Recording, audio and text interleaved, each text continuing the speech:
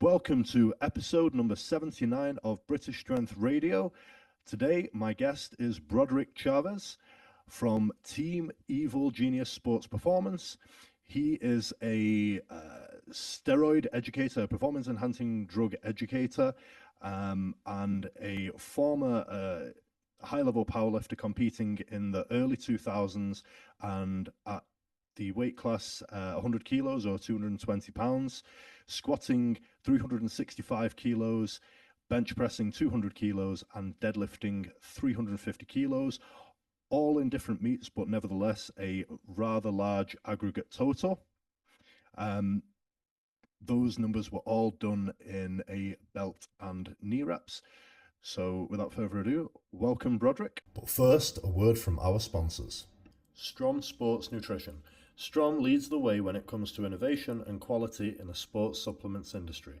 Whether you're looking for strength athlete favorites such as Creamax, Support Max Joint, Hydromax and the StimuMax range, or more health-focused products such as Cystomax, Levagen or Support Max on-cycle support, you can follow Strom at strom_sports_nutrition on Instagram or check out that range at stromsports.com using the discount code British Strength, that's all one word in capitals, at checkout.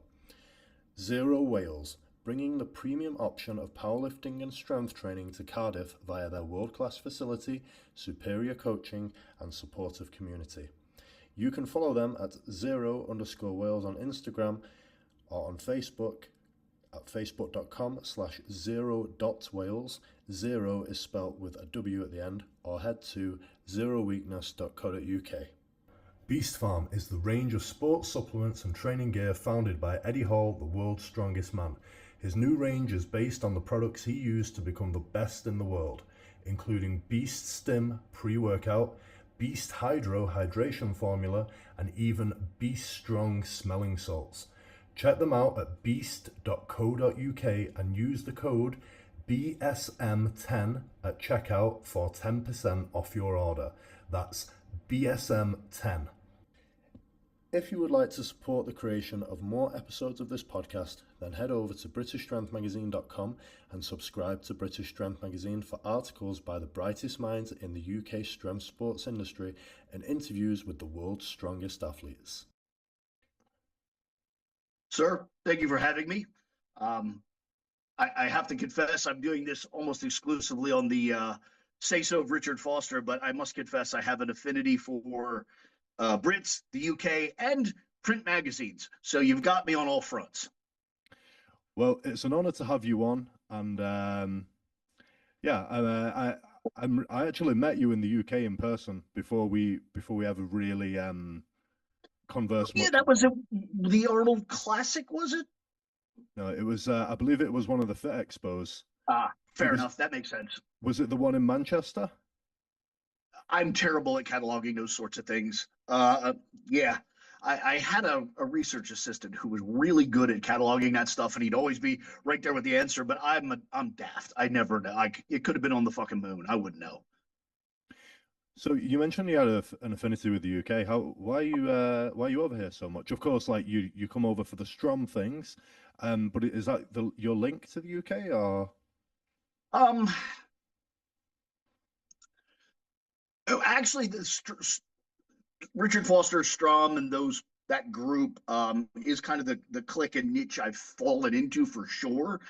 But how I actually wound up kind of with the deeper ties in the UK is an assortment of just UK competitive bodybuilders, powerlifters that sought my information, sought communication with me, and then really the first real on the ground interaction I had was with Dave Crossland, who I click with very well. And I even joke at times that he's sort of the British version of me, or I'm the American version of him. And it's not terribly far off target. So that's kind of how I really got, my groove in the UK. But in general, I would just say that my attitude in macabre, which is kind of America circa 80s through 2000s, seems to be what is cooking in the UK. So it clicks a lot better. I don't have to put on any sort of hat or mask or anything. I could just be me in the UK and people are like, oh yeah, I know that. And it works. Whereas if I go to the Middle East or Australia, people are just kind of like, this guy's a little fucking crazy. Maybe I'll pass. Okay, but that's interesting. So you don't feel that's what America's like right now, either? No, no, no, no. The UK is an entirely different animal, and I say this with affection. I don't say this with besmirch. I feel like the strength culture, which I'll put momentarily bodybuilding in, but it's really not. But momentarily for this conversation, I'll put bodybuilding in. I think that the strength and what used to be referred to as the physical culture, let's go with that language, is in the UK right now what America was middle 80s through middle 2000s, something like that, which I think is when it was healthiest, when it was best, when it was most authentic. Now it's just complete cosmetic mask. It's very shitty, smarmy. Don't like it. Don't care for it. Do my best to avoid it. Um, the reason why I'm not, front and center in the limelight is because nobody wants to fucking hear what I have to say. I think they're a bunch of pussies, and I don't fucking want to hear it. That's interesting because so you feel like the hardcore element has kind of drifted away from the US then? Absolutely. I mean, not just, I mean, again, I don't want to sound overly disrespectful. There are pockets, there are people, of course. But as a culture, coast to coast, top to bottom, it's nothing like the UK. Well, I guess you don't realize how privileged you are sometimes from my perspective, but I never realized that. But hey, we've still got like there's still so much uh corny fitness BS in the UK though. There is. Um Of course there is, and there's going to be everywhere. Anytime money gets into a thing, unfortunately, it gets a little dirty. People always do there's no money in, strongman, there's no money in powerlifting. To some degree, that's why they've stayed true. The minute you get money in there, you get influencers and influence. I mean, they're even telling you what they're doing. They're steering the ship. They're influencing. yeah. They're not helping. So I find it funny that, especially in America, people don't want to acknowledge the language we've all agreed on. Sometimes when you just say a thing clearly and quietly, you just say it, you're like, oh, fuck yeah, that's what that is. Like it's, at least in the UK, you guys invented the language. You kind of understand it, I think, a little truer. Okay. Yeah. I guess there is that. Yeah. And if I may, I don't mean to steal a show and talk up a storm, which is something I can do very easily. I apologize, but I did want to say two things that you had said in the intro, which was very kind and I appreciate. But you said, aggregate total. First of all, all the listeners, that was him, not me. I don't believe in such a thing as an aggregate total. Total is total. In my heyday, Eddie Cohn and Willie Wessels and those guys were the top of the 220 totem, and I was nowhere to be seen. So don't think for a moment that my aggregate total, I'm comparing myself to those top of the totem. I'm not. I was privileged enough to be there, do some good lifting, but I did it in kind of a haphazard, piecemeal sort of way. So that doesn't count. And the other thing you said, and it's petty, but I just want to prove that this gray is earned and not again not artificial in any way. You had mentioned that my competitive heyday was the early 2000s. I'd like to point out that my very first contest, my very first organized legitimate powerlifting contest, was the summer of 1984. And I Wow. was 13 years old. So, yes, my heyday per se was the 2000s, but it was a long, painful, bumpy fucking road to get there. Wow, that's interesting. You started competing 5 years before I was born, and you probably when was your last contest, your final one? Um, my final high level meet was actually that 800 squad in 2006. I did some nonsensical, just kind of almost exhibition stuff in the 2010s.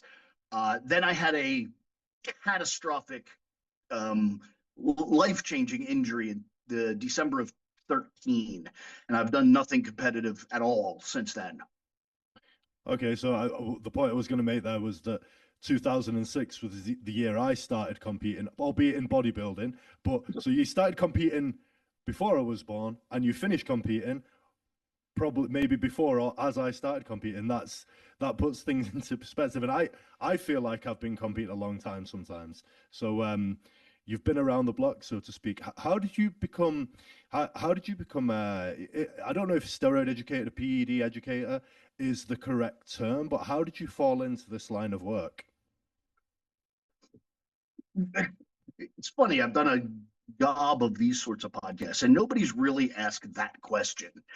There's actually a couple of different answers. There's kind of a few inflection points, if you will. The first is not really a moment in time, but a buildup. And that is,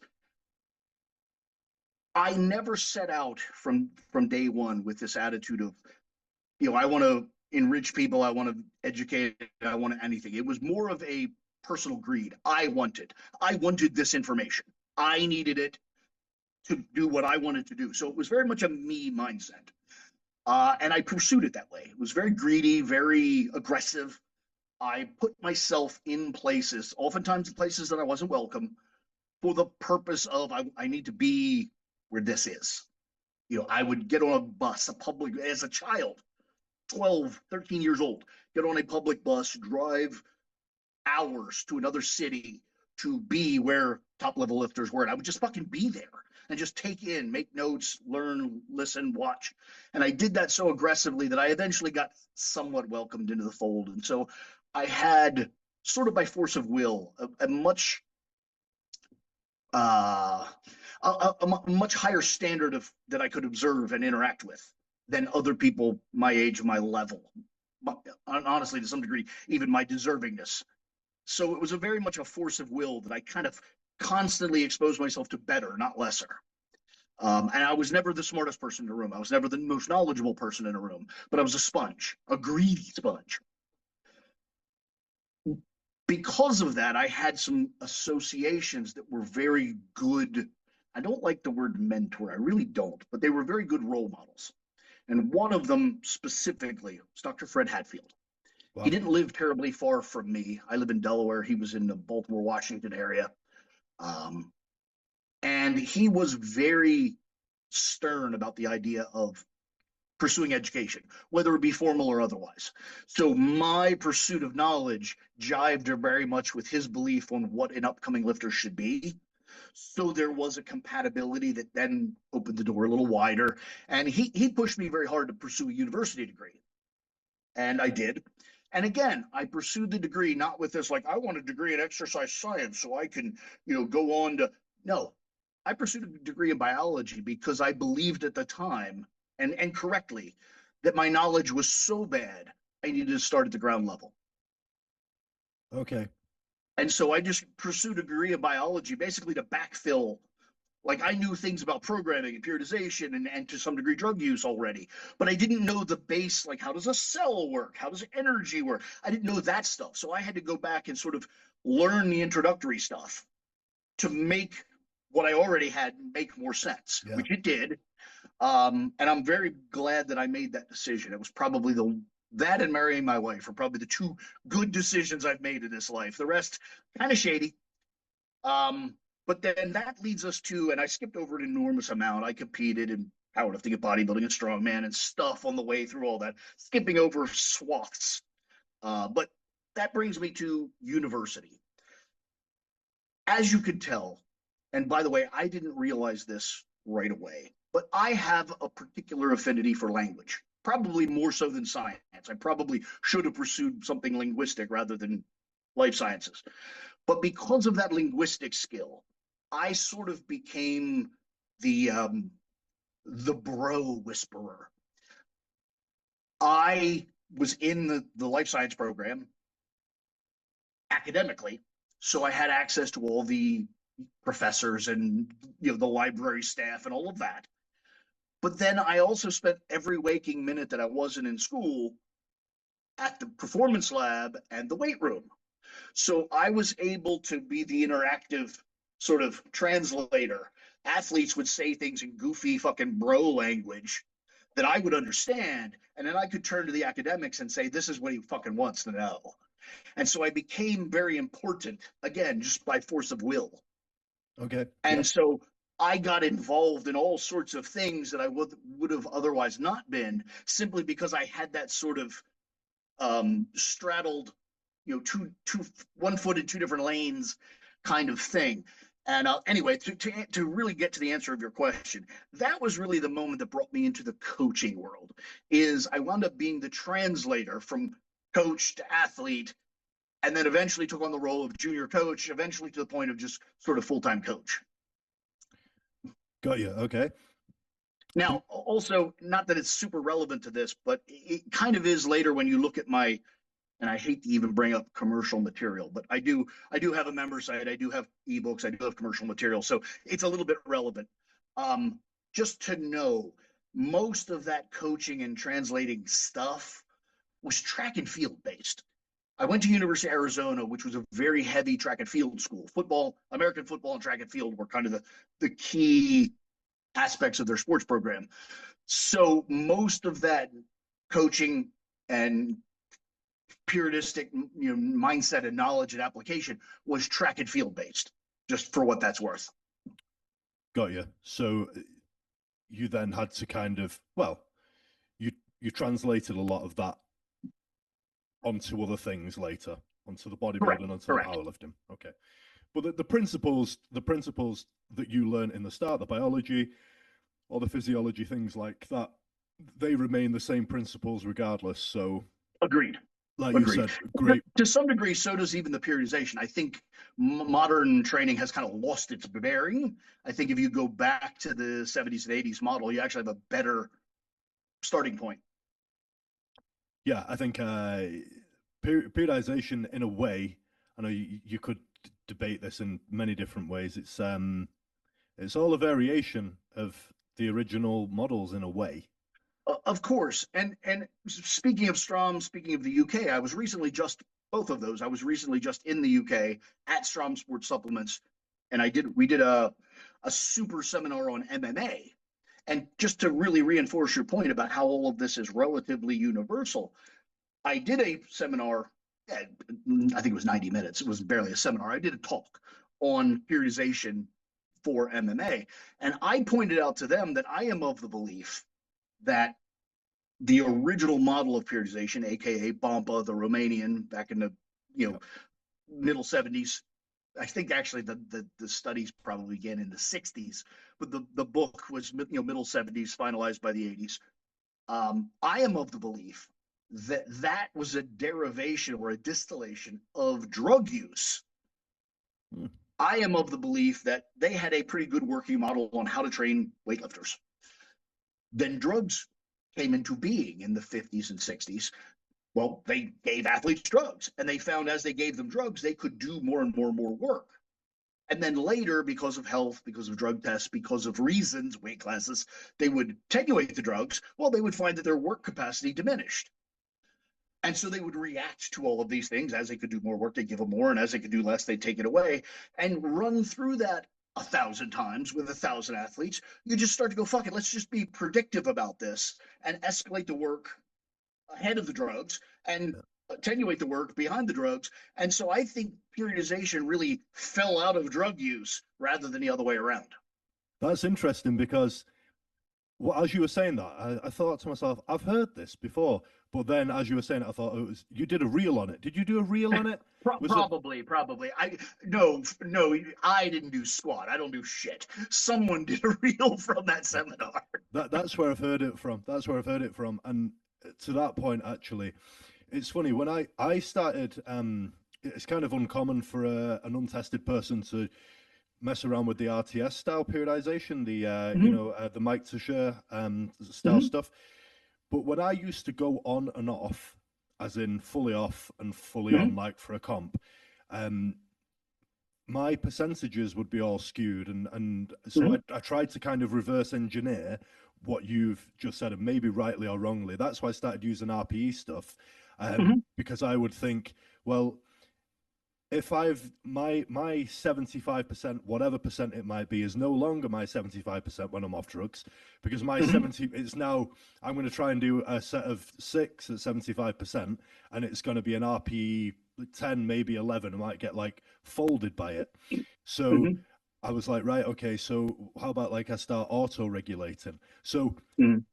it's funny you should say that. I don't do that. I don't do that anymore necessarily. I think the structure is a bit more predictive rather than going, Mhm. oh, I'll go by an RPE. No, like you roughly know. Well, I don't come off anymore. Actually, I think that's the Right. main part. Um, so, but no, it's just interesting the way that at one point I did try to reverse engineer that, but Mhm. you could just do it the other way around and be more predictive. So, sorry if I knocked you off your No, no, not at all. And to be fair, I need knocking off my groove because I can just, my job is to get in front of people and talk nonstop. So it's very very easy for me to do. Now, in thinking, like what you just said, if you go back and look at some of the very best that have been the Larry Pacifico, Eddie Cohn type thing, they would simply just use the last prep as a model.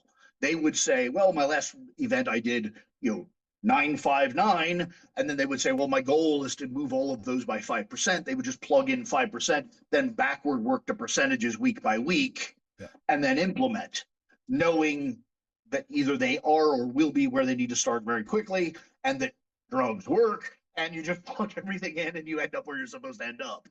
Um, it seems to me that either because of a lack of knowledge or a lack of practice, there seems to be a lack of faith in those two starting components. And so people get into this very predictive model because they just don't fucking know. So they're just like, oh, I'll auto regulate my ass off and figure out where it is. Whereas guys with swagger, Eddie Cohn would be an excellent example. I mean, he's a very mild mannered, diminutive individual, but professionally, the dude had incredible swagger. And he's just like, I know this shit works. Just plug it in and go. And yeah, the workouts in the beginning were very easy, and the workouts at the end were very hard, like they're supposed to be, and everything fucking worked like magic. We all tried desperately to follow in those footsteps. None of us were as good at it as someone like himself and Karwoski and a few others, but that was the goal. Yeah, I think I've been happy to kind of get back to that style of programming these days. I mean, it's a lot more. I think what it does is it gives you like a bit of a do or die attitude, in that like those are the numbers. You better be ready to hit them. If you're not ready to hit them, then you won't hit your goals. So there you go. And on top of that, I would add to that, it also teaches you that those early workouts don't need to be devastating. People really have this attitude that if they don't leave the gym like they've been in a car crash, somehow they wasted it. They left something on the table. And newsflash, that's what you're supposed to fucking do. You're not supposed to be dead come contest day. You're supposed to be prepared. They're Yeah. wildly different things. Yeah, a guy, great example of that. Do you remember Chad Wesley Smith? I know of them. Yeah. You didn't sound too enthusiastic when I mentioned him, but I'm not. okay. Oh, fair enough. I mean, being from the US, you might have like a bit more, a bit more of a Oh, personal I'm just experience no, with I'm him. just super judgy. I just sometimes I don't like people just by their general head, neck, face area. Oh, that's fair enough. I was more talking about his training, but he always used to squat Yeah, but like, it's always that first step. You can't get over the first thing. It doesn't matter how nice a chick is, but if you can't look at them, you can't date them. So it's just fair enough.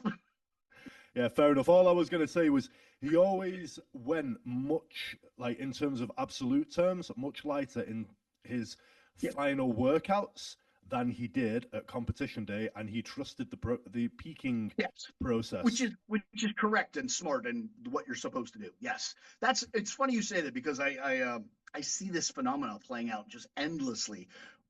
With the people will post their little Instagram thing like, "Oh, did my openers today? I feel good." What the fuck? That was never a thing in my era. Never.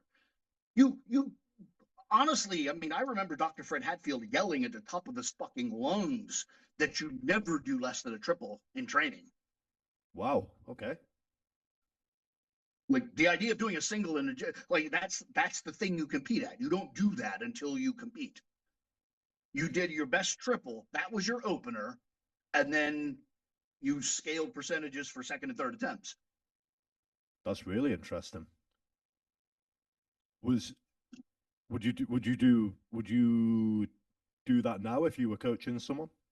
Yes, 100%. You wouldn't have them do like Again, when I say 100%, I mean the rare handful of assholes that will listen to me, because you're fighting the entire tide of modern dogma, which is to, do your openers the fucking week before the event. So, you're one voice against the multitude. But if someone would listen to me, yes, 100%, that's how I would program. Okay, so would they still be getting exposure to like 90% plus? So like if you kind of say roughly that 90% to 92% ish is most people's top triples, is that how they would get the exposure to maximal weights, i.e. 90% plus for the competition? That's actually a really good question. I appreciate the fact that you have enough platform experience to ask that question, because most people don't. I would say if we're talking about an early developmental lifter, they don't need more than that percentage, full stop. The higher than that percentage is just an opportunity for their technique to break down and something to go wrong. Save that for the platform. Now, if they're a more advanced lifter where those numbers are truly aggressive and dangerous, but for a different reason, simply because sheer magnitude, that's when things like walkouts would become valuable. So instead of doing a 95, 98% squat, we would have them do 100 or 105% walkout setup. They would get the neurological exposure to the load, but not actually have to do any force production with it. Got you. Yeah. Okay. Right. So the actual training of the weight doesn't necessarily need to be at that percentage necessarily, as long as they've had it on their back, or they have had it, in their hands, or whichever, depending on the lift.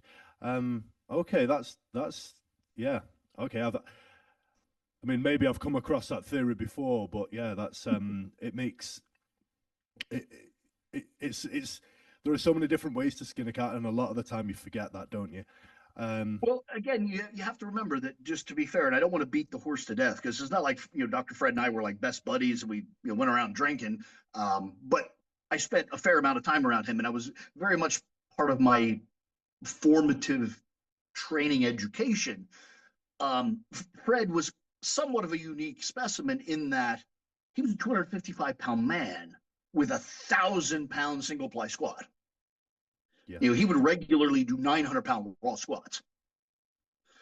Holy crap.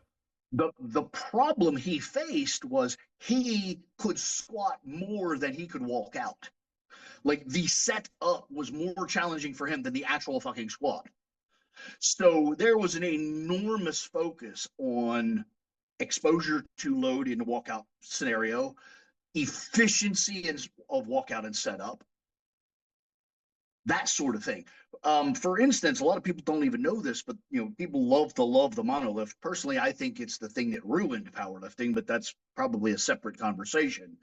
But the monolift was created by the inspiration of Dr. Fred. At the Hawaiian Record Breakers, I think it was 1986, but somebody might want to fact check that. But I think it was 1986.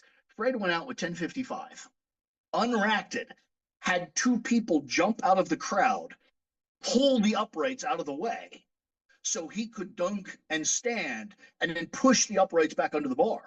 So he made an impromptu monolift via old school Texas uprights, which then somebody with an engineering brain later went, oh, I can make that, and created the monolift via inspiration of that. But that's how desperate Fred was to create efficiency in a walkout. Yeah. I think a lot of us have done that trick before, when we've not had monolifts, and we just kind of like either tilt the whole power rack forward, which doesn't always go as well as expected, or yeah, it's quite a clumsy way of doing it, especially if you've only got one person to do it.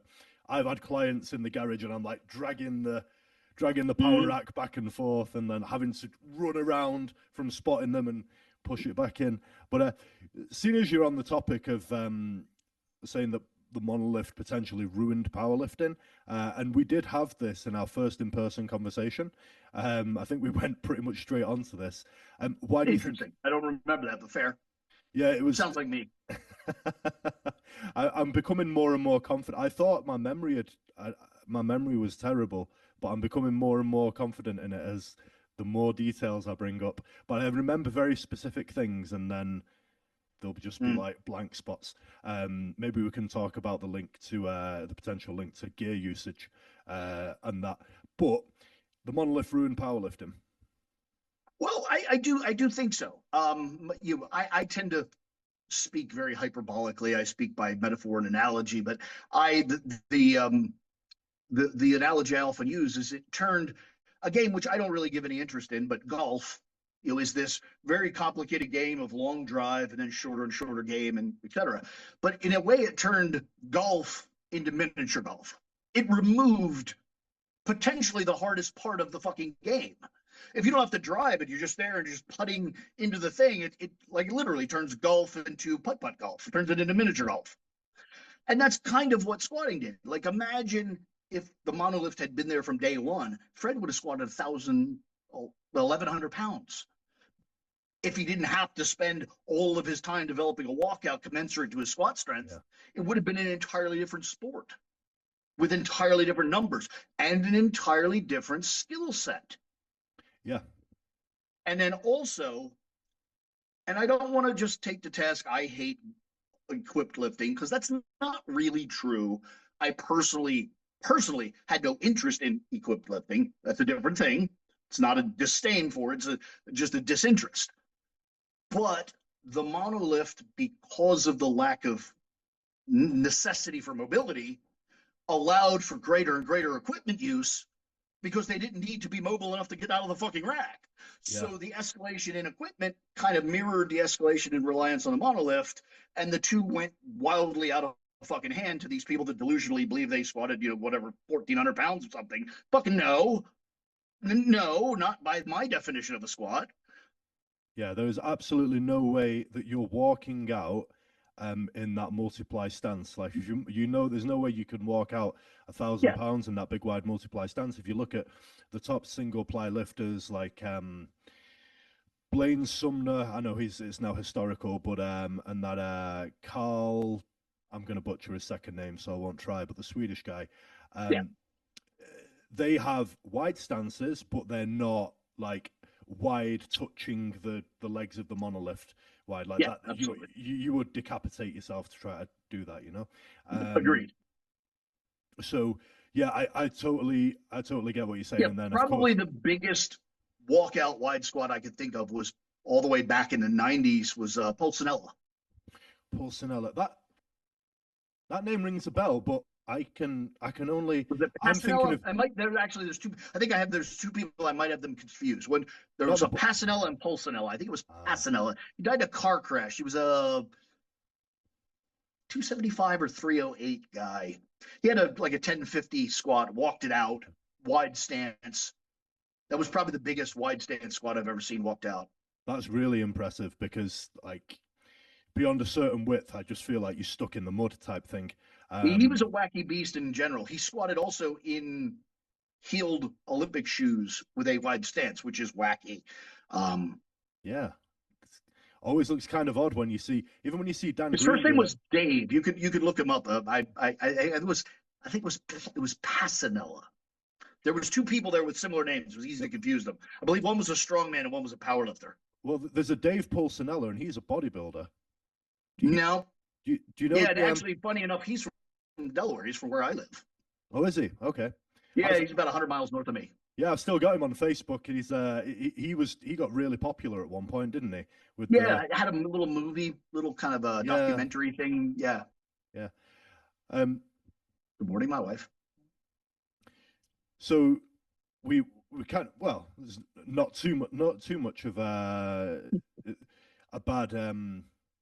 Oh my god, I can't think of the word, but a bad segue. Segue is not the word I was looking for, but we went off the beaten track there a little bit. But fair enough. How did you turn your biology knowledge, your biology degree, into kind of the passion for what you mainly do now? I mean, correct me if you're wrong. Is educating as it pertains to performance enhancing drugs? How did that? Yeah, it's funny. I hate that word educate because it gives it a dignity and a professionalism that I don't really think exists with illegal, potentially immoral, drug use. Globally, you guys have a little bit of a special place in the UK where the legality is less so than most of the rest of the world.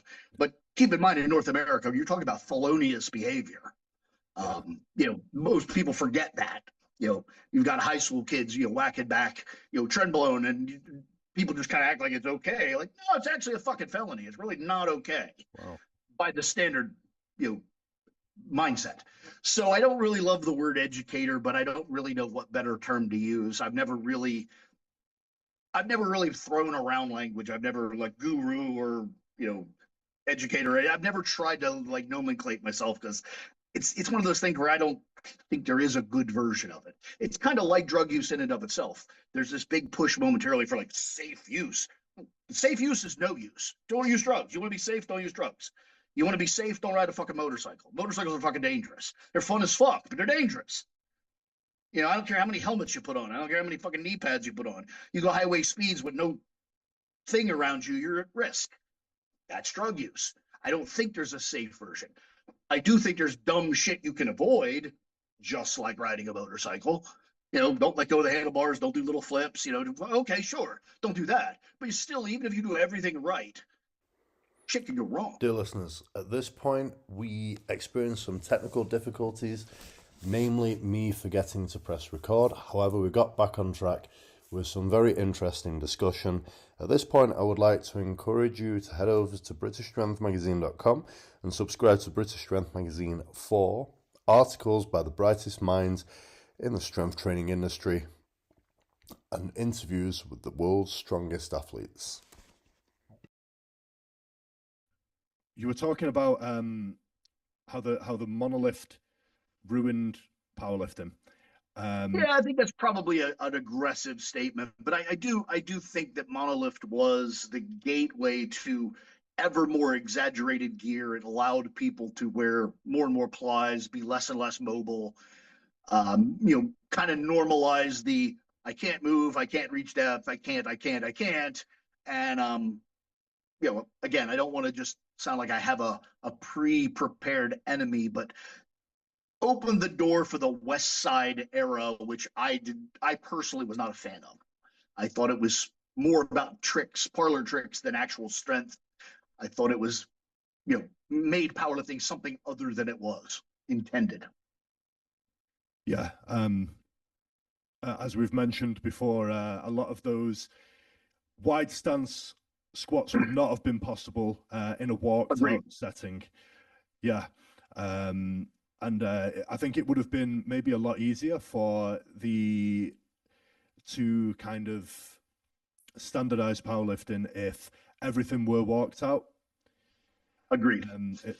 Yeah, and there was a long-standing push by the USPF, IPF in the 80s and 90s to move powerlifting toward an Olympic sport. And the big problem with it as an Olympic sport was already the involvement of equipment, suits and wraps and what have you. In a very general mindset, the IOC, the Olympic mindset was, this is human performance, not humans plus shit. Yeah. And that made, so in a sense, powerlifting kind of ran from their origins rather than moved closer to them. Yeah, absolutely. And as we've mentioned, I mean, squatting itself, walking out is a part of squatting in many people's eyes.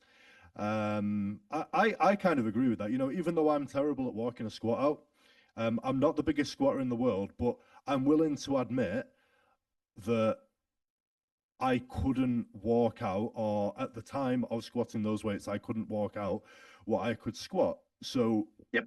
And hence I am now willing to go down the path of pursuing a squat which has to be walked out and saying that's, my heaviest squat. I don't particularly hate the monolift, but like when you open up a conversation about it and actually really get to thinking about it, it's like, actually, yeah, well, why do we have a monolift? Is it really necessary? That's my attitude. It's funny because I'm not particularly an ardent proponent of the mindset. But if you go back to the late 60s, early 70s, the Nautilus high intensity guys, one of their mantras was you should strive to make exercise harder, not easier. Yeah. And that kind of is a fundamental aspect of my psyche. That really crept in and really got to my core. And I'm reticent to do anything that makes my training easier. Okay. So I'm immediately like, if it's an aid, I'm immediately like, no, I don't want that. That's again mindset. As I mentioned earlier in this conversation, it's one of the reasons why I tend to gravitate to the UK is I feel that there's more of that gritty, let's do it the hard way, let's not overthink this. And again, that can sound a little bit like an insult. I don't mean it that way. I mean it as that's my fucking core. That's, I would rather just show up with a bunch of knuckleheads and do dumb shit as hard as I can than sit around and try and optimize every fucking angle and, what's the fucking apogee of the moon and trying to get everything just right. And fuck that. Like, just fucking throw your shit around, get under the bar, go up and down a bunch of times. Something good's going to happen. Yeah, well, I'm very grateful for the fact that we have it here, even if I don't realize because I don't have the perspective that you have. But I mean, sometimes when I walk into the gym and all that's being used is cables, and the free weight section is completely free. There are no machines being used because apparently cables are the only thing you should use these days. It doesn't seem like we do have it that way, but I am grateful that no one's on any of the free weights. So it has its advantages, doesn't it? Right. So back onto the onto the track of how did you take your biology knowledge, what you did in university, onto becoming Team EvilGSP? Well, what's the story let's there? actually start there, because I think this is something that people would kind of need to know. The evil genius thing. It's a clever name. It's been the business name for I don't know, threatening 20 years. But the funny truth is, it's not a name I would have chosen on my own. It's not. It's a little self-aggrandizing. It's not something that I would have chosen. Just like, I think I'll give myself the title of genius. That's a great idea. It's not a thing I would do. It's one of those things that was said about me, and it was said in just the right company that it stuck like fucking glue, and I couldn't get away from it. And so I finally just embraced it. But a real thumbnail version of how this happened is, I know quite matter of factly, it was the summer of 1987. I would have been, was it 87 or 86? I was 15. Would have been 86, the summer of 1986. I was in Southern California at a bodybuilding camp. There was actually such a thing. You went to it was a university setting. You were using the dorms and stuff all season. And pro bodybuilders would come for a week and do like an AM to PM seminar, like Tuesday through Friday or something. And I went during the week that Tom Platz was there. Sean Ray used to do those, didn't he? Yes, he was actually part of it as well. This was the what was his name? His name was Dave Zelon, and it was the quote muscle camp. There was, I think it went 2 years. It was on the East Coast and the West Coast. I think it was 85 and 6. 86, I was there during the week that Tom Platz was there because I had a connection with Fred Hatfield. Fred Hatfield was good friends with Tom. That's how I wound up there and then. It's all connected. But anyway, the moral of the story is one of the, I don't know what the word would be, prefects, one of the organizers and teachers, lecturers through the whole thing was the editor of Muscle and Fitness magazine, a guy named Tom Dieters. Okay. He's a chiropractor, great writer, kind of left the whole world of fitness, which good for him. But anyway, he was a super smart guy, and for whatever reason, he and I just clicked. Like, I didn't know him from shit. 2 minutes into being there, I was like, we clicked. We had lots of conversations off the books, off the record. It was actually a great resource. And me being me, both a jackass and a maniac simultaneously, the very day I was to leave, I had done something kind of silly. I forget what it was, but I collapsed in a big pile of iron in the corner of the room, big mess. And of course he's there, and you okay and everything. Yeah, I'm fine. I'm just stupid. And so then we grabbed the lunch, and then he literally walked me to the the launch point for where I was. My ride was taking me back to the airport, and there were some friends of mine there, and he did the whole like ceremonious, like, oh, good to meet you, and he's like, it's like, if you live, you'll grow up to be a regular evil genius. And he said it right in their company. And they kind of snickered and were like, oh, you're like evil genius, like you're a jackass. And it just followed me from that moment forward. So it wasn't a name I chose. It was kind of just stamped on me. Yeah. And eventually I just had to fucking wear it. So that's how the whole thing came, just to give you some perspective in many ways. One, I wouldn't choose that on my own. And two, it came by virtue of me being just exactly who I am. Like I was behaving the jackass and got stamped accordingly. It's I think it's a name which certainly sticks in people's minds. And that is that's a cool story as well. Like it's one that you don't forget. So to fill in, so that's kind of how the name came to be. As far as the like, how did I get to the coaching? I never really like took the moment until, and I had mentioned earlier that I had a catastrophic injury in 2013. That was really the moment where I was like, okay, I'm done with all aspirations of competitiveness. Let me just focus on this as a business. And by the way, that was a very, very hard transition, psychologically, emotionally. That was possibly the hardest thing I've ever done in my life. I bet. But all the way up until then, it was really a smooth transition. It was just, I spent more and more time collecting information, and I got less and less concerned with the competitive aspect. And so it was just easier for me to spend more of my time, doing the sort of almost unbeknownst to me, becoming more a coach than an athlete. And why did you choose to, if I'm right in saying this, focus more on PDs than like nutrition, or why did you decide to go down that road? Yeah, well, it's funny you would say that, because this is not a setup. Actually, it happens to be right here next to me.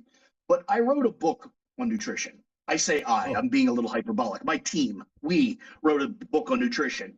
And the reason I bring that up, and to answer your question, is I make it very plain and abundant in the book that nutrition's it's childlike. If you can't do nutrition, you're retarded. It's like, the joke is it's sticky note sports nutrition, because I offhandedly said, like, nutrition is so stupid I could write it on a fucking sticky note. And somebody called bullshit. So I did.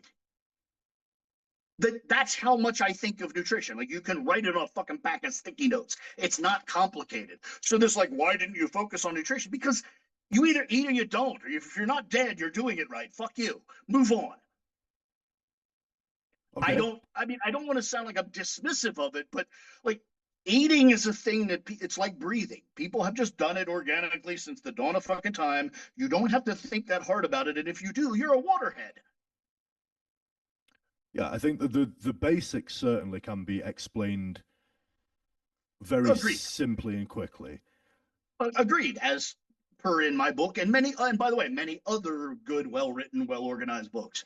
There's a reason why Stan Efferding's Vertical Diet isn't 27 volumes, like the fucking Bible. It's a pretty succinct little thing, because it's correct.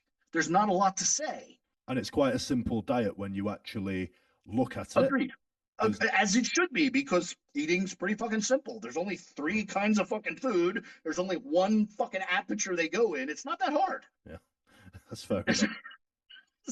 So, and I even to some degree feel that way about training. I do think there's nuance to training based on the sport in which you apply it to, but the general premise that you must apply volume and load, you must recover from it, you must systematically escalate over time. Like, again, it's pretty fucking simple.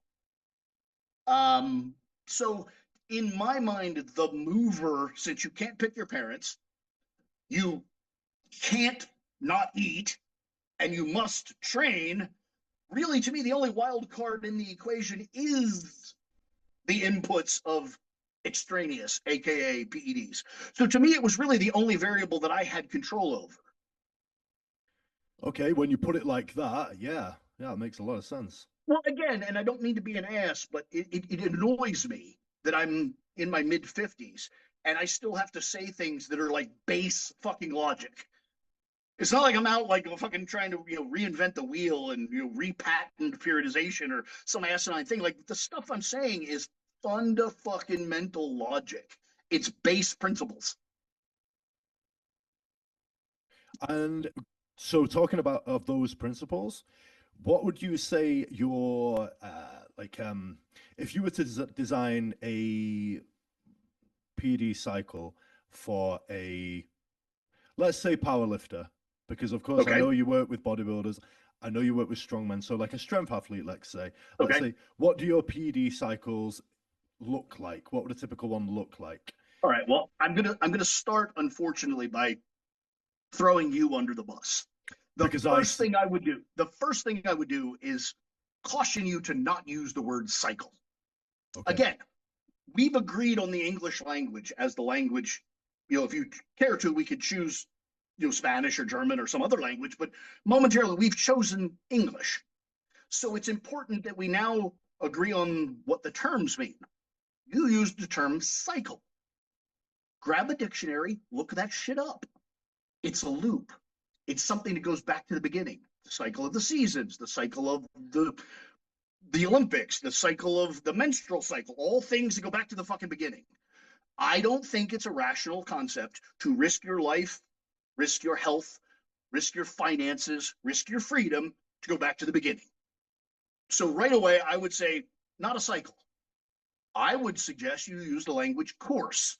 It has an origin and it has a destination, and they are different places, which is now a rational reason to implement risk. got you. Yeah. And if you use the mindset of it's a course, that would lead you to the concepts of, well, maybe I need a map. Maybe I need to identify potential obstacles. Maybe I need to identify potential alternate routes. Once you start thinking of it in the proper framework, most of these questions answer themselves. That makes a lot of sense. Yeah. So that's the first thing I would say. Then the second thing I would say is my brand, I don't even like the word the brand, Team EvilGSP, has basically two working concepts. Well, three maybe. I would say three. Let's go with three. One, periodization will set you free. Periodization is the secret of everything. Two, in general, longer, lower, slower. The more aggressively you do anything, the more aggressive the end. So longer, lower, slower tends to be the better outcome always. And then lastly, right tool for the job. So people always do the like, what's your favorite drug for powerlifting? I'm like, first of all, I don't have favorite drugs. I don't date them. We're not in a relationship. I don't have a favorite. Okay, that's important. Secondly, it's like going to a family doctor and saying, what's your favorite antibiotic? It's an asinine question. They're going to say, what's wrong with you? Then I can tell you what my preference would be. But it's all about right tool for the right job. Identify the job. I'll give you my preference of tools for that job. So when you say best drugs for powerlifting, what's wrong with this powerlifter? Are they too small? Are they too weak? Are they too slow? Do they have too little or too much pain tolerance? What's their orthopedic health? Fix what's wrong with them. And that could be wildly different depending on what the fuck's wrong with them. Okay, got you. So I I'm guessing that it's quite difficult to arrive at like a sample cycle, isn't it? Without a Agreed. That's the point. Is again, I would never use the word cycle, but a kind of pre-packaged course is asinine because again, say the word course. That would mean course. everyone's starting at the same place and everyone's ending at the same place. That's not true. Everyone's somewhere different. Quite literally, geographically, if you just go with like instead of launching a powerlifting endeavor, say you're launching a migration or everyone listening to this is going to be at their house. So that's their origin. So they're right away, their origins are different. Even if the destination's the same, their origins are different. Therefore, their roots would be different. Now take into account that each of them might have a different goal. Now they have different origins and destinations. Could you possibly give everyone the same? Here's your map, here's your fuel money, here's your backpack, and it's all the fucking same? Could that possibly be true? No, absolutely not. No. Of course not. Again, base logic. These are just base principles. It's not, I'm not inventing the fucking wheel. I'm uninventing the wheel. So in that case, is there anything, so to kind of like come at it from a different angle, is there anything out of the ordinary in terms of what you've seen recommended by other coaches, other gurus for courses, which you would I can address. I think there's a wild over reliance on testosterone. I think that testosterone is, and admittedly, I think for some good reasons, but I think in a perfect world, testosterone would be considerably less prioritized. That is a core belief of mine.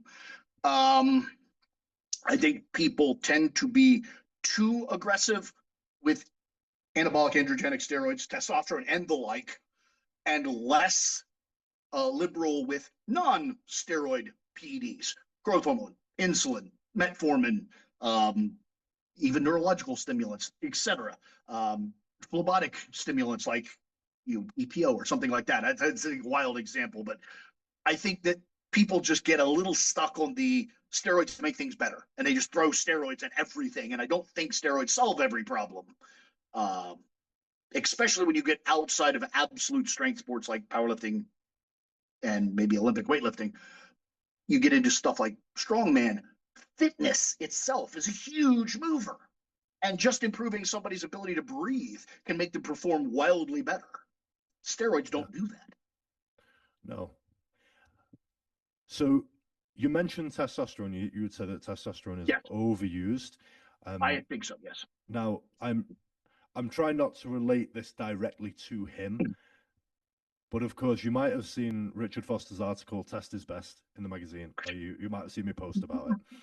So I've not read it, but I'm aware of it, sure. So unless it's changed, it is his belief, or one of his protocols that he places value in, that you can do a test only cycle or a test and some very minimal amount of something else and get really good results with minimal side effects, because testosterone is a bioidentical hormone. When you design a course, not a cycle, for a person, do you tend to just kind of go the other way around? And if we're talking about steroids, so for example, could you give me an example of something that would be the other way around for you? Well, let me give you a more comprehensive and logically grounded explanation. Okay, first of all, that whole bioidentical thing, it's true. It is the one you make. But latching onto that as the excuse for why that's the good one is kind of asinine.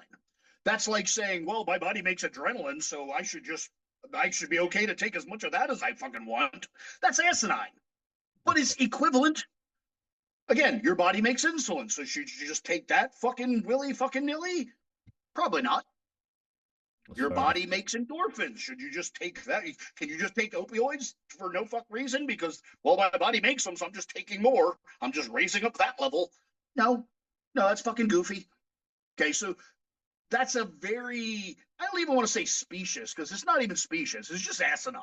That's not a good underpinnings for your argument. My body makes it, so it's okay to take more. Dumb. Okay. Yes, your body makes it. Yes, it has relevant biological application.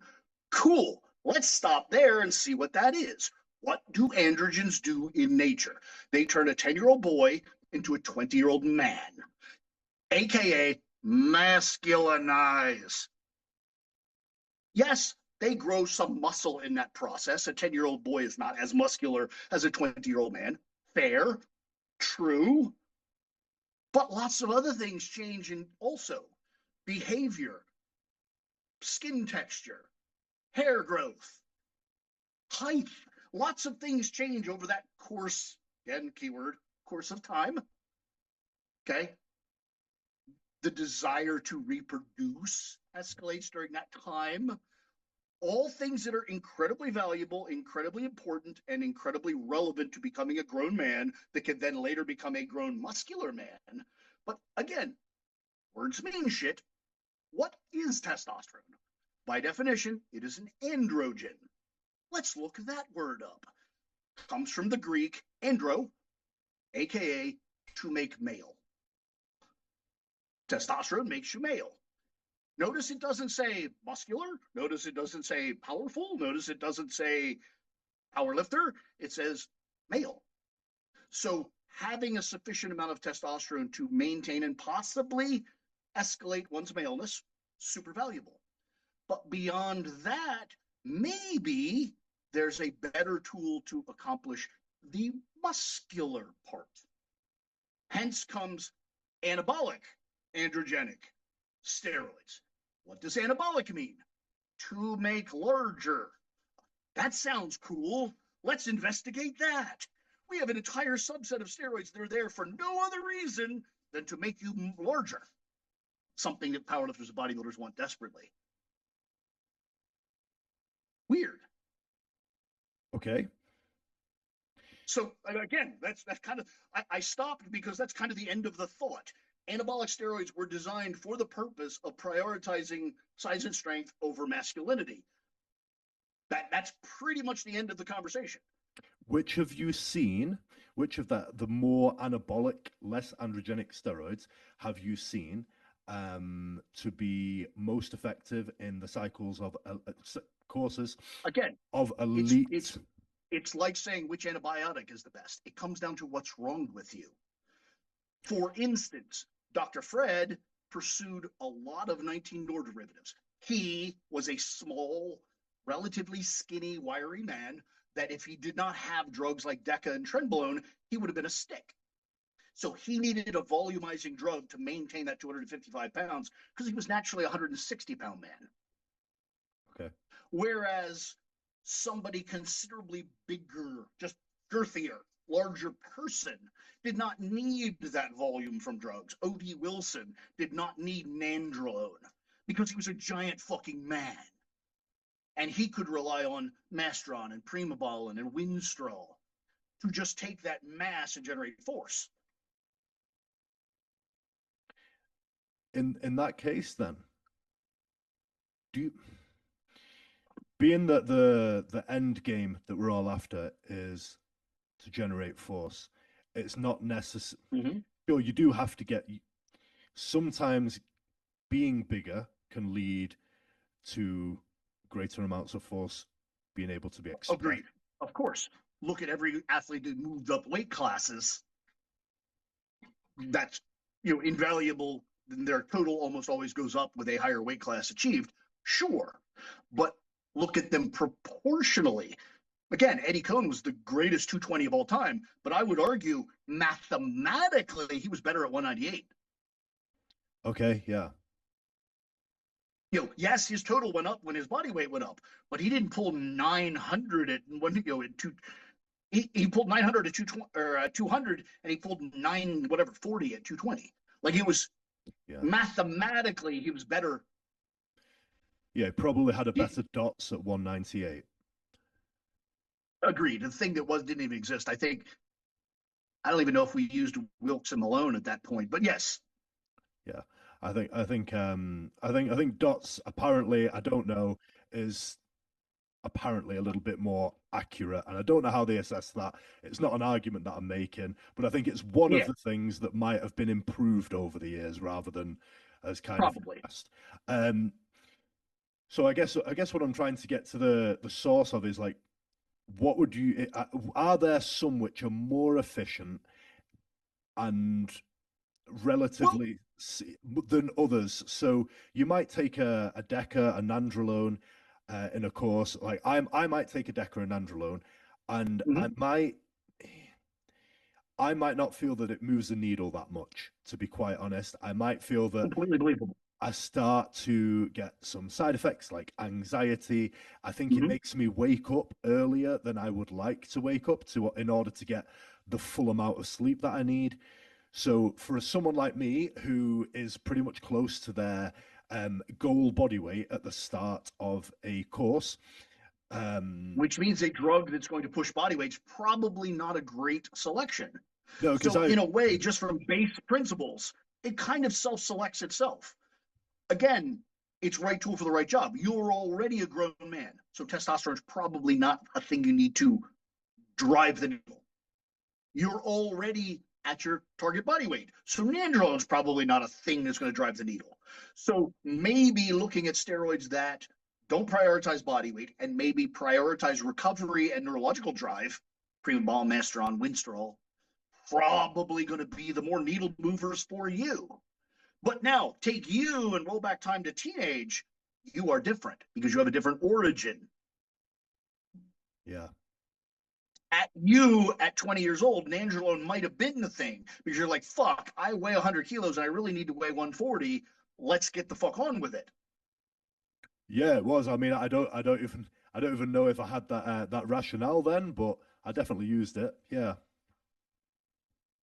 See, that's kind of what I mean is if you deconstruct these things, it's comical, but an awful lot of the bro science broy mindset actually turns out to be right. Chances are they don't know why they're right. That's where I come in to try and decipher and organize the chaos. But the sheer fact that you exist and you went from teenage you to adult you and made the journey is kind of proof positive that it does work. Now it's just a matter of why does it work and can we improve the efficiency of its workings? Okay. Okay. So for someone in my situation, we might be looking at a DHT derivative. And Absolutely. on that subject, I have seen a lot of reels, a lot of kind of social media content about some of the DHT derivatives, such as, well, not such as, but primobolan and masteron, saying that the raw ingredient from which they're derived in China has been like the government has ceased production of it. It's like making it, just obsolete. In the UK, will it be the case that nowadays, like from now on, we're not able to get primo because everyone's saying it? We're not able to get primo. We're not able to get masteron. Do you have any insight to this? Because I've just seen a reel and gone, oh shit. Well, yes, I have insights. No, I don't really want to blather on about it because it could expose some people, some things, some strategies. But in an overarching state consensus, I would agree. The production and distribution from China is wildly truncated, especially in the more refined DHT uh, palette. My strong suspicion is that will filter through to eventually everything. But the short answer is yes, there is a bit of a famine. It will continue. I do not think that the resolution will come from China. I think China is dead man walking. I think you'll find that some of the 90s and 2000 avenues will reopen, quite literally. If you go back and look at where did steroids come from in the 2000s, it was not China. It was Kazakhstan, Uzbekistan, Indonesia. I think you're going to see those factories spin back up, fill the market gap. Holy wow, that is. I don't know why that sparked my interest so much, but yeah, that seems weirdly cool. And I don't know why that seems weirdly cool because I imagine it's going to get more difficult and more expensive Agreed. before it gets Well, easy and there's again. yeah, and even the easier is kind of a suspicious thing. And this is something where I have perspicacity that maybe others don't, because not only have I been the you know kind of drug knowledge guy, I've also that pursuit of knowledge has pushed me to the kind of the who, what's, and where's. And if you go back to the 90s, at least in North America, the avenue to anabolic steroids was unfortunately the Russian mafia, because the factories that made those things were in Russian scope, Kazakhstan, Uzbekistan, etc. So they were either Russian territories or block protectorates. So the importation to the North America was, roughly speaking, the Russian mafia. So you had that to deal with. And simultaneously, a little bit, you guys, the UK, were bringing steroids into North America via India. What was the British Dragon, Thai Pharmacy, a couple others. Even though the labeling was all funny, they were mostly coming out of India and into the US market. Dealing with that importation group was challenging from a interpersonal format. As China spun up production, it was more of a commerce type interaction. It was less this knucklehead, tough guy, mafioso. It was more just, I have a product, you have money, let's make a deal. And the procurement of steroids became very transactional in recent times. Unfortunately, that's what's going to go away. And it's going to become more of a drug. Okay, right. So it might be the case that we're going to get more, not counterfeits, but it's going to be difficult in terms of the purity, maybe. Well, and just, it's not going to be as commercially viable, available. Like modern purchasing steroids was like buying things on Amazon. Yeah. That's going to go away. It's going to be more, who do you know? How nice are you to that person? How nice are they to you? And it's going to be this weird 90s love affair bullshit again, instead of just a transaction. So probably not what you wanted to hear, but that's my strong suspicion. Right. Okay. So from my personal, taking this away from the fact that this is a podcast now, so my personal future, okay, I feel like I want 5 more seasons of having a chance to compete. I would stock up now and get yourself under wraps, because that's probably right in the height of it'll be challenging. Okay, and then I can just get enough test thereafter to be on TRT for the rest of my life. Okay, almost certainly. Brilliant. Okay, right. Better start making some money. Going back to your original point of, and even people like Richard Foster and others who kind of deify testosterone. One of the reasons that I would support that attitude is testosterone is sort of the root of all of these things. It is the easiest to make. It is the cheapest, easiest, to manufacture, and sort of the front line. It's sort of the first step. So from a chemistry point of view, testosterone is probably the most viable moving forward. Do I think it's the most ideal tool for every job? No, but I do think it's sufficiently like penicillin in the antibiotic world. Is it the best antibiotic? Probably not.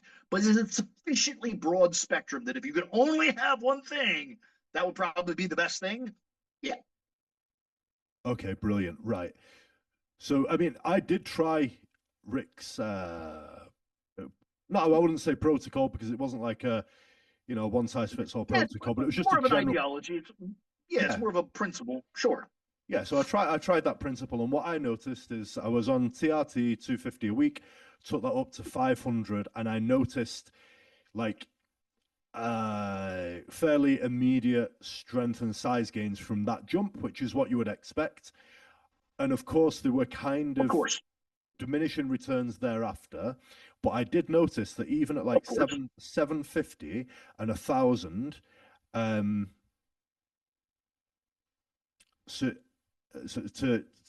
sorry, I got distracted a little tiny bit there. At 750 and 1,000, I felt fine. I felt absolutely fine. I felt like my sleep was still of a decent quality, where I wasn't waking up knowing that I needed a bit more but couldn't get it. And that was until I put the Deca in. And then when I put the Deca in, did things really get that much better? No. It's when I then put the Anavar in that then things gradually start getting better, and maybe some Anadrol. Anadrol works too. So again, we're talking about 2 DHTs there. So I'm almost like not answering my own question. Also, I would point out, and I would also point out that you've got 2 other factors in play on top of drug selection. You've got time. Every single week that passes, you're further from your origin. Yeah. That's how travel works. So right away, the people are like, I didn't change anything. I'm like, bullshit. Today's not yesterday. You did change something. You don't know how fucking calendars and time work, numbnuts. That's point A. And then point B, you also have a change in dosage. You said, and I added nandrolone. Well, add means in addition, Yeah. meaning dosage went up. So now it's you've been on longer and at a higher dose, and you're shocked to find that something changed. Well, that's kind of asinine. Yeah. Okay. Fair enough. So now, which is it that really moved that needle? Is it the duration? Is it the escalation in dosage? Or is it the new compound? Or is it some combination of the three? Probably that last one, but it's impossible to say which did what because you've got multiple plates spinning at once. Okay, yeah. So you kind of have to take you either have to be a bit more analytical and scientific about things when you add them in, and do things as a good researcher, for example, would do, where only one variable is changed and all of the variables are controlled for, or you have to take your best guess when it's in Which retrospect. is very challenging in the real world. Yeah, yeah. Right. Now, to make that slightly more logically valid, you could have debited 200 milligrams of testosterone, added 200 milligrams of nandrolone. Now the dosage is the same. Now you've only got time and compound selection as your variables. I've got you. Okay, so now you'd know. That was a thing you could have done. But again, my attitude, and people love to do well, I took 1,000 milligrams of testosterone and I felt fine. Well, cool. I don't disbelieve you, but let's roll back and say, what does testosterone do? We know what it does in a broad sense. Some muscle growth, some psychological impacts, some effect of non-target tissue, prostate, hair, skin, etc. We know it does that. Converts to DHT, also the manufacture of red blood cells. You may not feel that your hematocrit's climbing, but it probably is. You may not feel that your estrogen's climbing, but it probably is. Since we know that that's an almost unavoidable ultimate outcome of that compound, maybe putting a cap on that compound makes sense and moving to something that won't drive those specific negatives. Anavar would, though, right? Anavar would put up your RBC, right? Probably. Doesn't it? It increases that red blood cell count? Theoretically less than testosterone. I think any androgen will to some degree. But if you look at the family tree type column structure of the AAS world, theoretically, with the exception of anadrol, oxymetalone, DHTs tend to do that less than center column and or 19 Nors. Right, The anadrol is a weird outlier in many regards. It's just a wacky one. Okay, so tends to have a more of a profile of nandrolone than it does of DHT. Right. This is oddly like steering me personally more towards DHTs. Even though, I fully understand that you don't have a favorite drug. Well, there's a difference between having a favorite and a more common answer to questions. I tend to believe, in a general sense, DHTs answer more questions positively than, say, 19 Nors. But that doesn't mean that 19 Nors aren't a great choice for certain conditions. They absolutely are. Right. But I think if you kind of did on average, who would benefit from what, yeah, it's probably biased slightly to the DHT column because most people are already big or already too fat or already have too much blood pressure, or you name a thing from their starting condition. Yeah, probably most people more qualify toward the DHTs than the 19 Nors. But again, that doesn't mean that there isn't a few random assholes that just really need that column. Right, got you. I don't believe we would have 400-pound strongmen if we didn't have 19 Nor derivatives. No, probably not. No.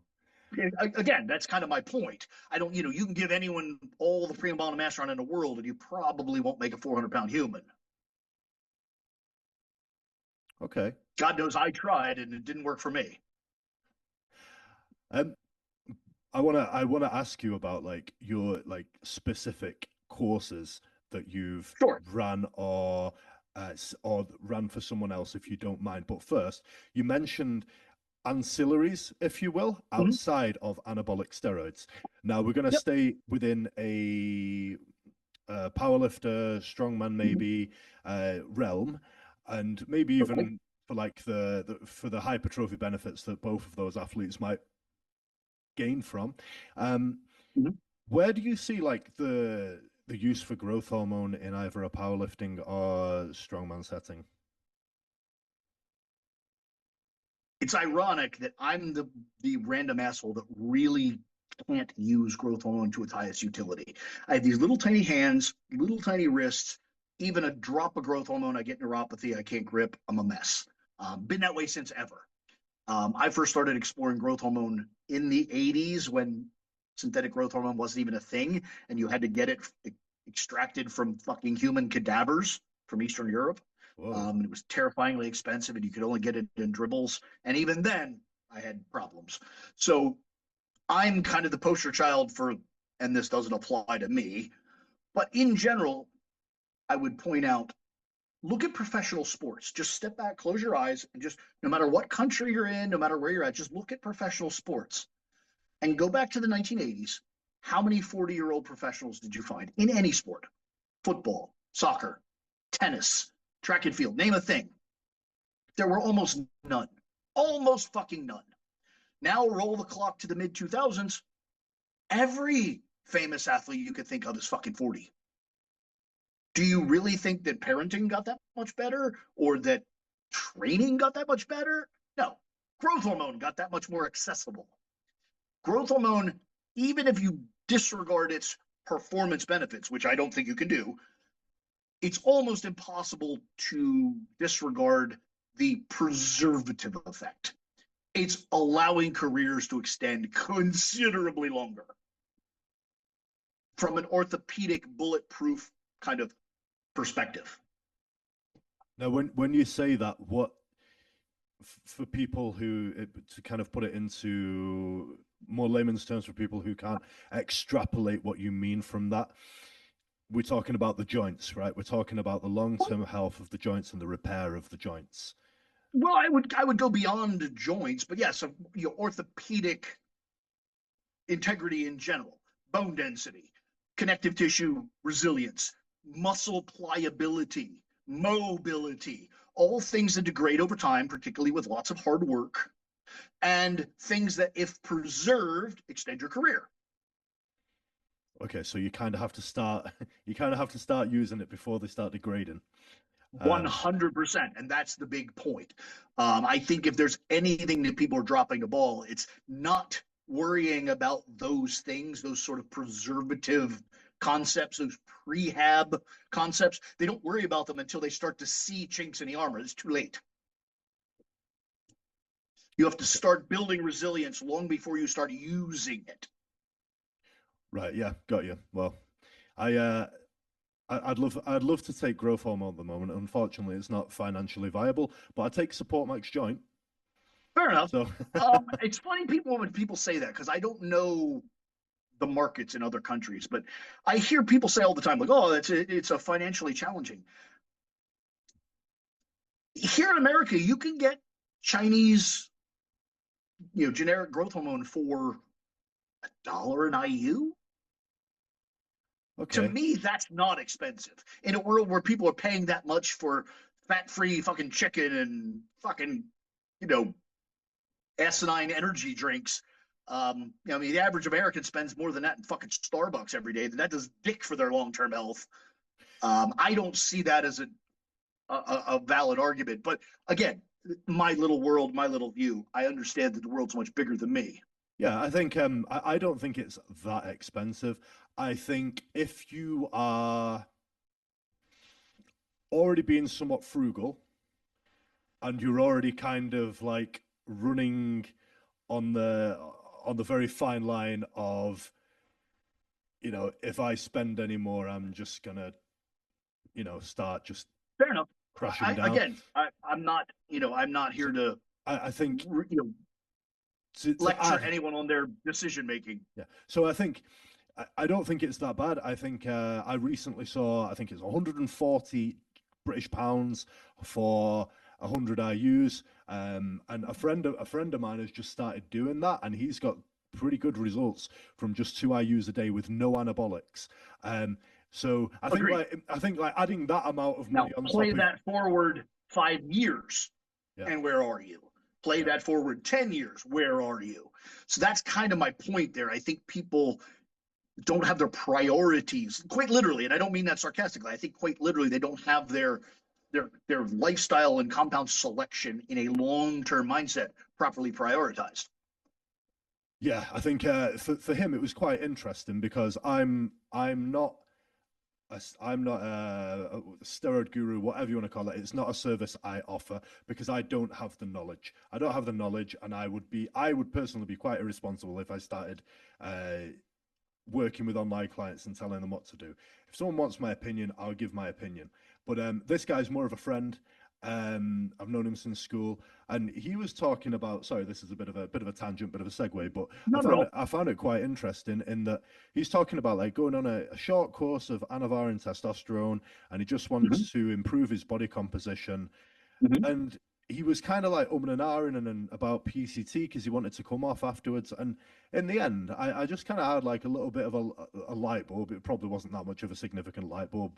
Probably other people would have come to this conclusion a lot easier. But I just said, why would you use something that isn't going to be like a long-term thing that you want to use? You're going to lose the benefits from it after you come off, and you're going to impact your own hormones, which is going to impact the quality of your life. You're going to have to do a PCT.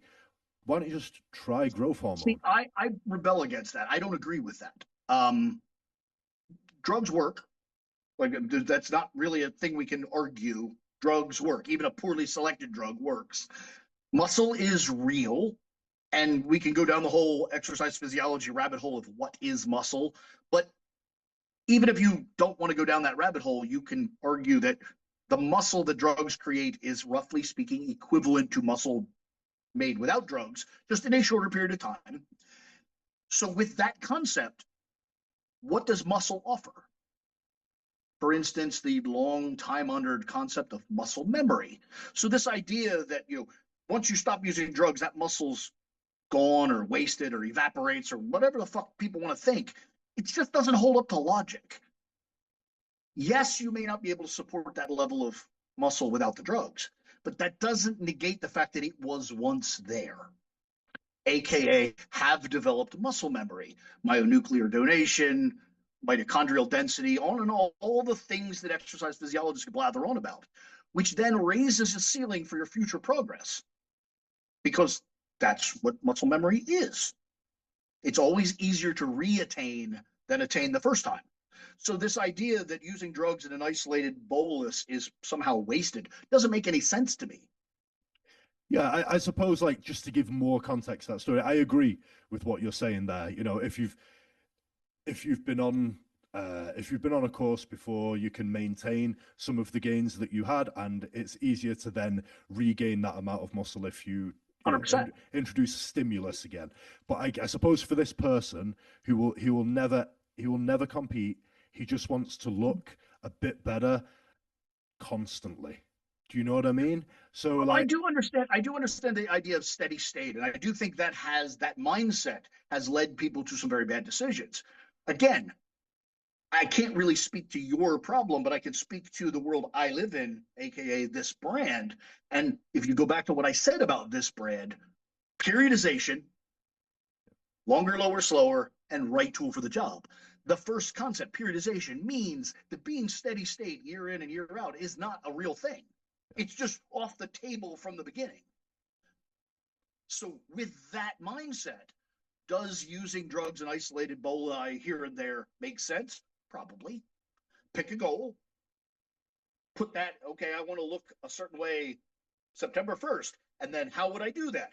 Well, if this is my destination, I need to go back and find my origin and say 16 weeks prior to that, I will implement drugs here.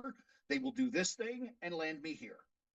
And then after this, I won't look like that because I'm not there. That's how travel works. Once you leave a place, you're not fucking there anymore.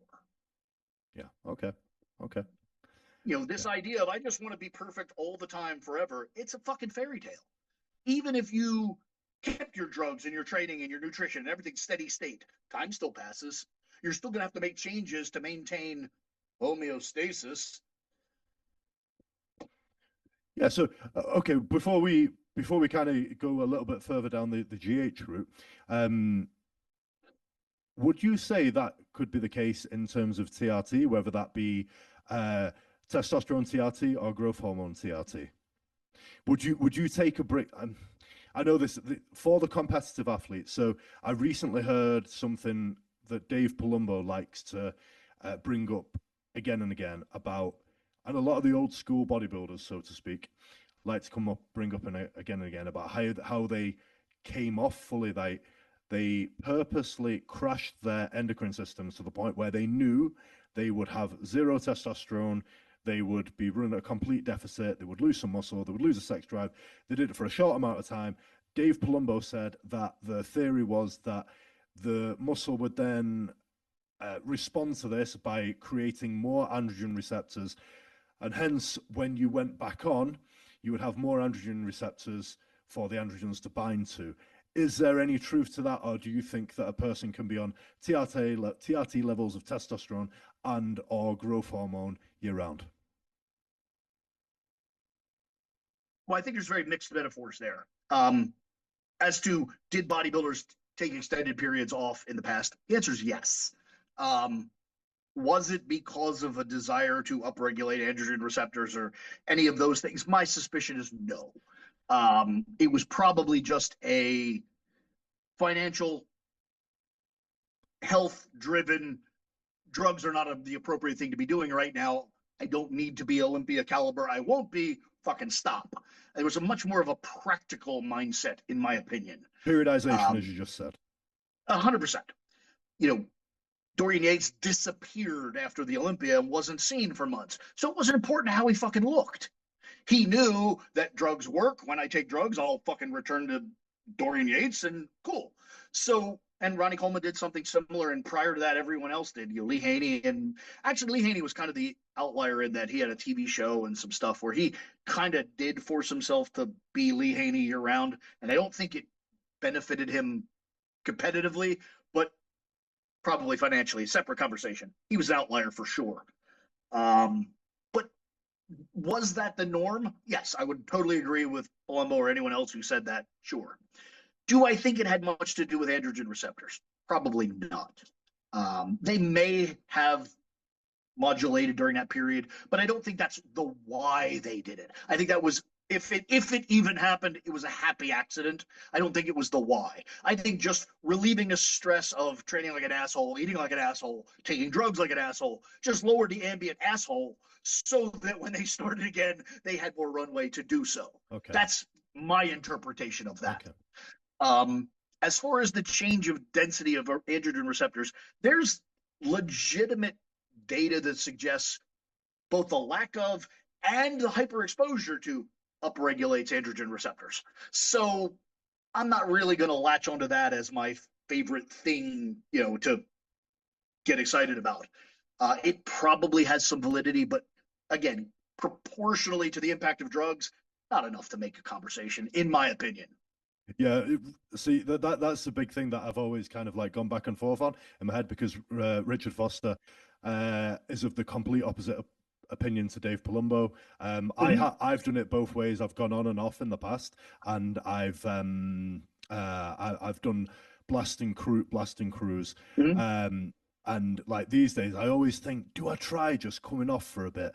But like when I come off completely, my skin gets so bad. It gets so bad that it just puts me off. And I mean, I'd also like I've been on for a long time now, and I'd like my penis to still work. So, it's again,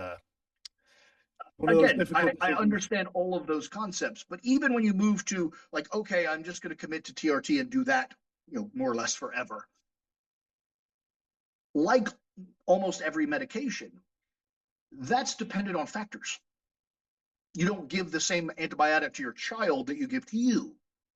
Possibly even your wife would get a different dosage because different age, race, sex, gender, body weight. So even this concept of like, oh, I'll commit to TRT and never change. Well, that's asinine. You are going to change.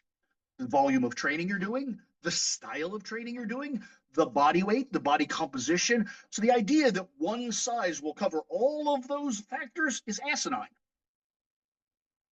That is why I and the brand, would talk about the concept of TRT in a milligram to kilogram in approximately proportional body composition. So I'd say at 10% body fat, give or take, you need 1 to 2.5 milligrams per kilogram weekly.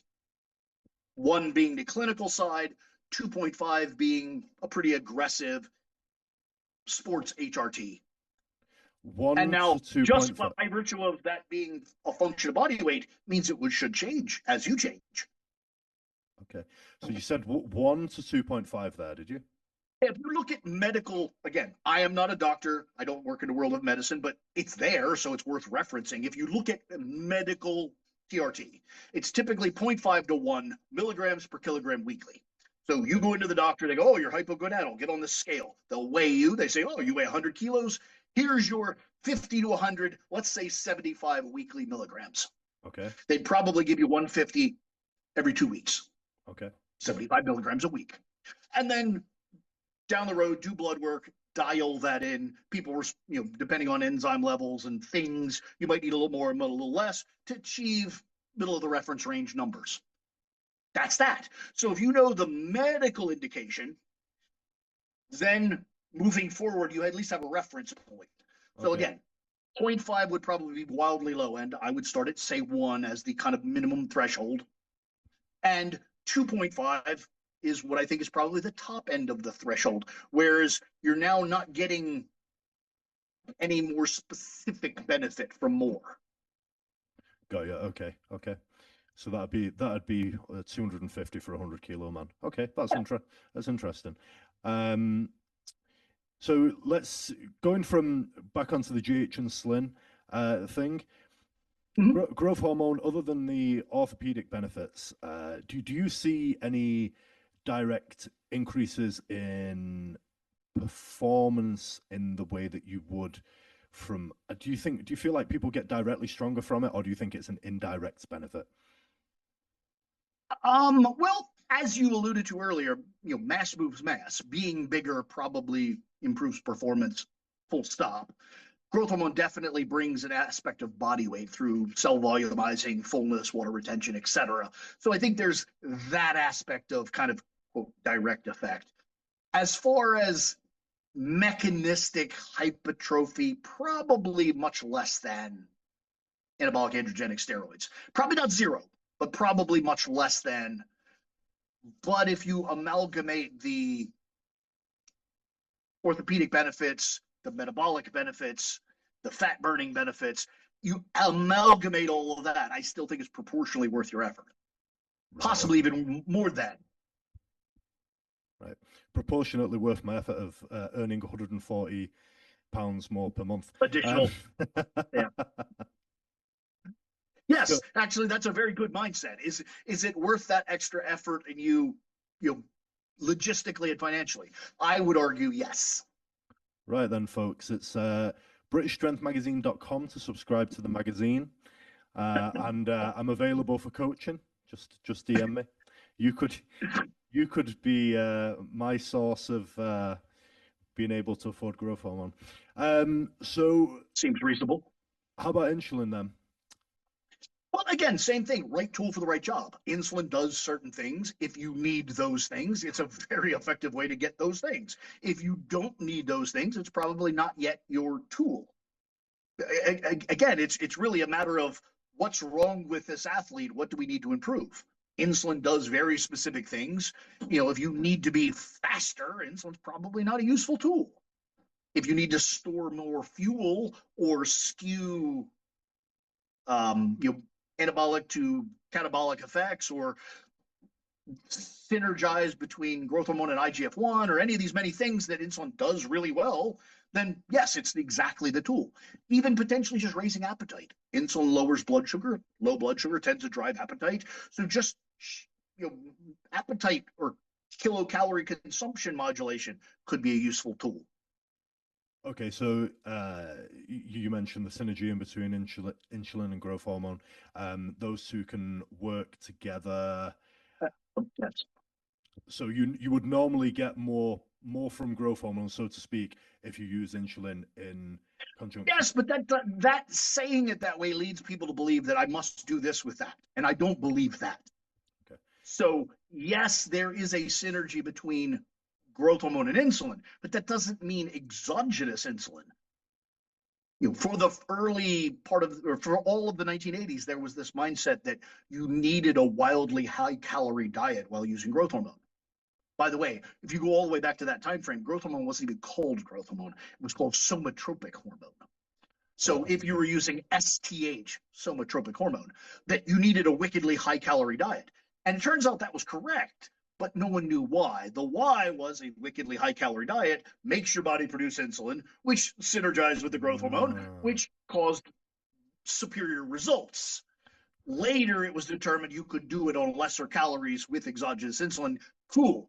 But again, see, it's not this linear, if I'm doing this, I must do this. It's if I'm doing this, these things need to happen. How do I get them to happen? Got you. Okay. Okay. So from what I'm getting there in terms of using the exogenous insulin or relying on your endogenous insulin that you can produce through eating higher calories, and I've heard this a few times before, if you can produce enough insulin of your own, there's a theory that you can do so just by eating higher carbohydrates, right? Of course. So for some you can. people, I mean, that's not. I don't think that's an argument. That's a reality.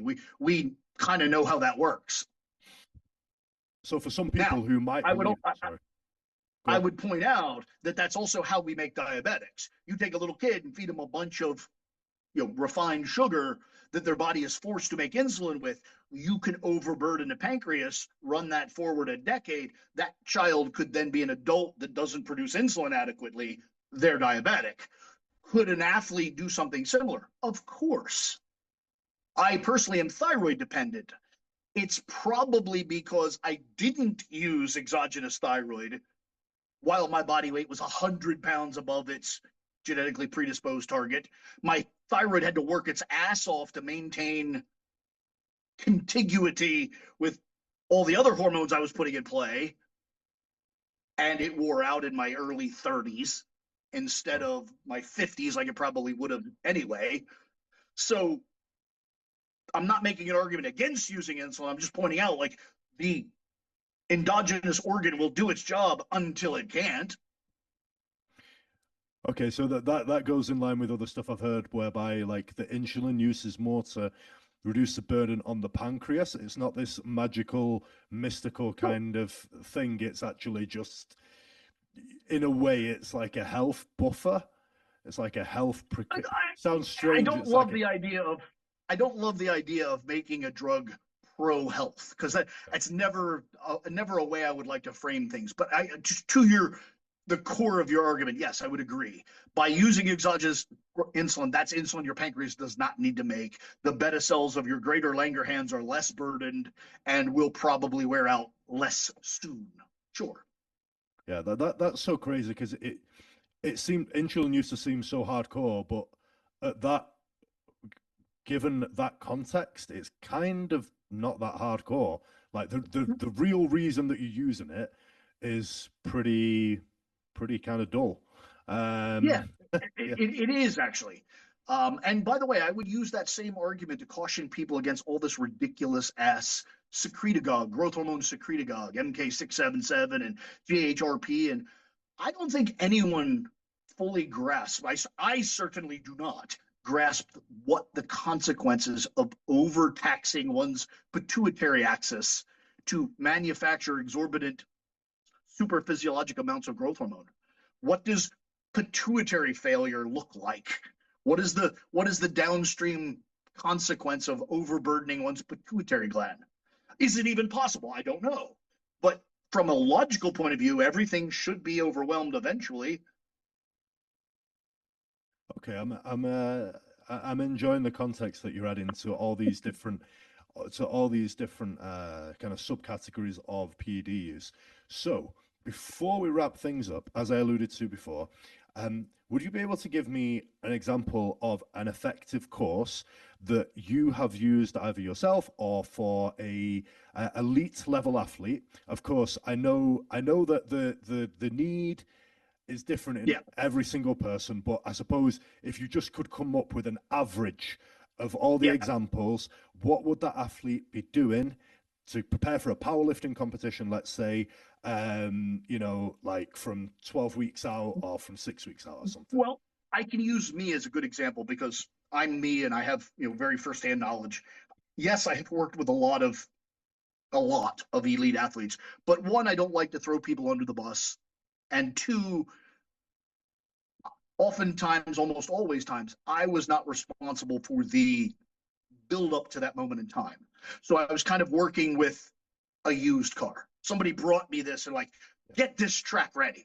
So I don't oftentimes think people are quite where I would want them to be. So I don't think that's a good example. So I'll use me as the example. And in a way, I'm kind of a good and a bad example. I'm a good example in that things work, full stop. Like this works this way, do this, and this will happen. But in another context, I am a shit athlete. I have very low potentials. I am not fast. I am not overly coordinated. I am not a good athlete. So teasing performance out of this was really fucking hard. Okay. So in a way, I'm kind of, like I said, a really good, really bad example. Yeah. It turns out that from day one, and by the way, I had blood work before I ever started taking drugs. I think everyone should do that. If you have blood, you should fucking check it. So I am aware that even before I ever touched exogenous pharmacology, my estrogen ran high, above the reference range, as a matter of fact. Wow. So my body's ability to make estrogen from androgens has always been really good, which isn't necessarily an advantage, but it's a thing. So right out of the gate, testosterone was probably not for me because at a physiologic amount of testosterone, I had super physiologic estrogen. So super physiologic testosterone probably would have made wildly ridiculous estrogen. Yeah. So I did not pursue the testosterone avenue particularly much at all. Secondly, when it comes to me, two things. I am slow, so neurological impetus was probably my paramount concern.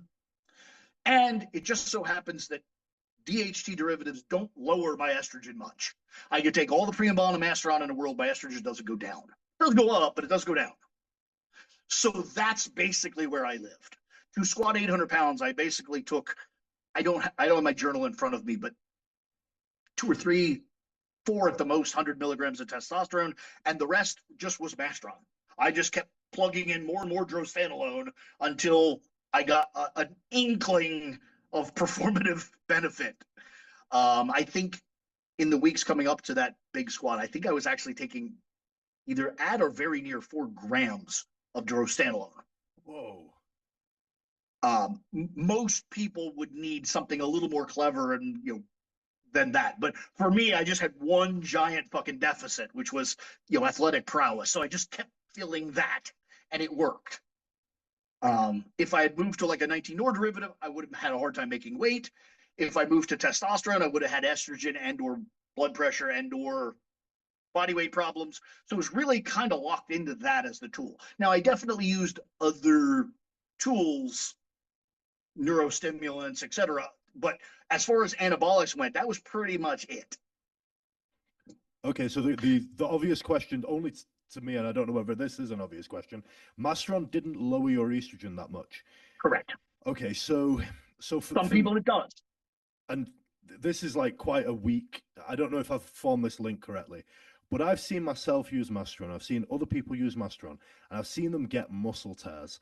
I am of the understanding, I don't know whether correctly or not, that estrogen is a cofactor to collagen synthesis, right?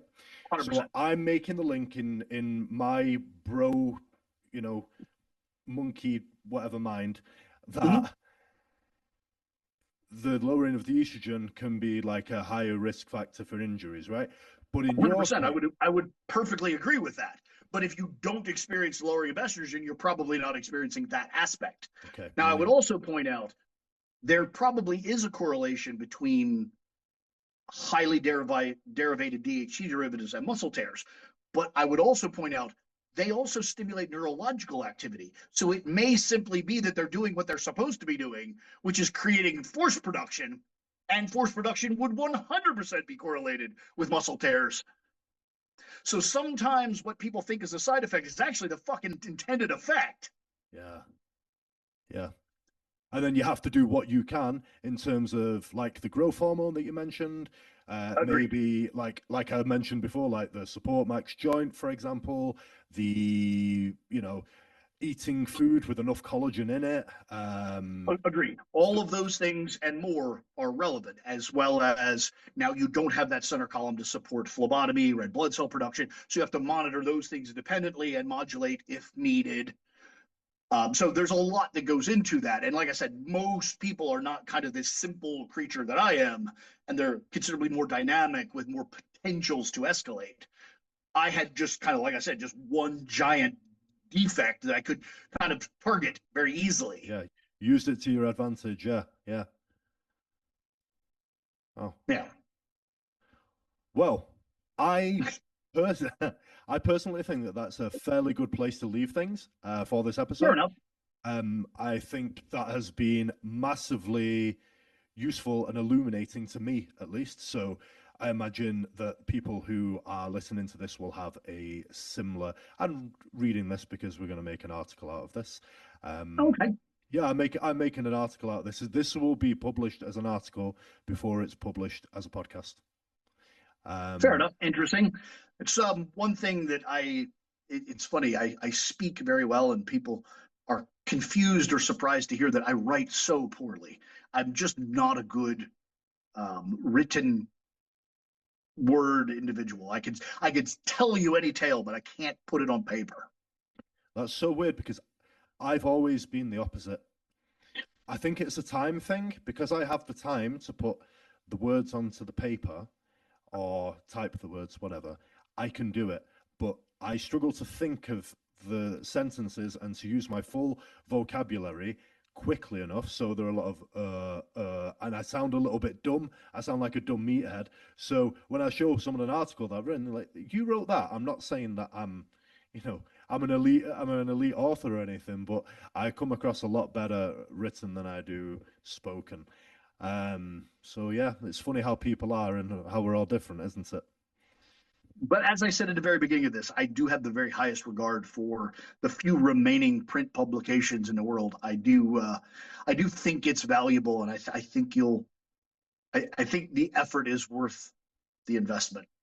The outcome is worth the investment.